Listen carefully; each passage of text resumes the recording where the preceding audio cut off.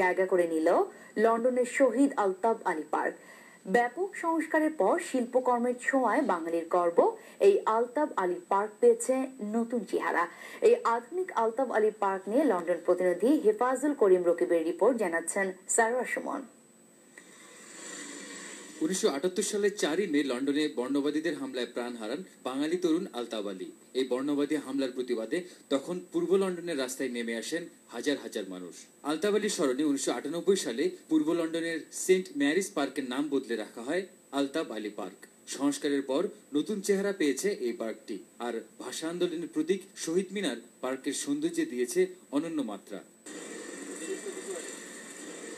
আলতাফ আলী পার্কের আধুনিকায়নের কাজে গুরুত্বপূর্ণ ভূমিকা রেখেছেন টাওয়ার হ্যামলেটসের নির্বাহী মেয়র লুৎফর রহমান। 21 টেলিভিশনকে জানালেন তার প্রতিক্রিয়া। ইম্পর্টেন্ট একটা পার্ক দুইটা রিজনে। একটা হলো যে আমাদের যারা জান দিয়েছেন, প্রাণ দিয়েছেন আমাদের মাতৃভাষার জন্য, ওনাকে স্মরণ করি আমরা। এই যে শহীদ মিনারটা এখানে আছে ছিলেন।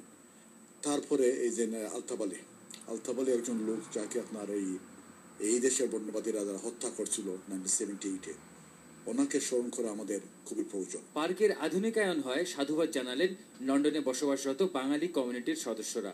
শহীদ মিনার এবং আলতাফ আলীকে নিয়ে আমরা বাঙালিরা গর্ববোধ করি, কারণ আলতাফ আলী বর্ণবাদীর শিকার হয়ে ওনার প্রাণ দিয়েছেন।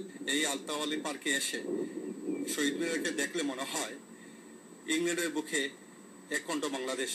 আর কিছুদিন পরে বিশ্ব ক্রীড়ার সবচেয়ে বড় আয়োজন অলিম্পিক অনুষ্ঠিত হতে যাচ্ছে পূর্ব লন্ডনে। প্রবাসীদের বিশ্বাস, তখন পুরো বিশ্ববাসীর সামনে বাঙালি কমিউনিটির সংগ্রামের প্রতীক হয়ে নিজের অবস্থান জানান দেবে আলতাফ আলী পার্ক।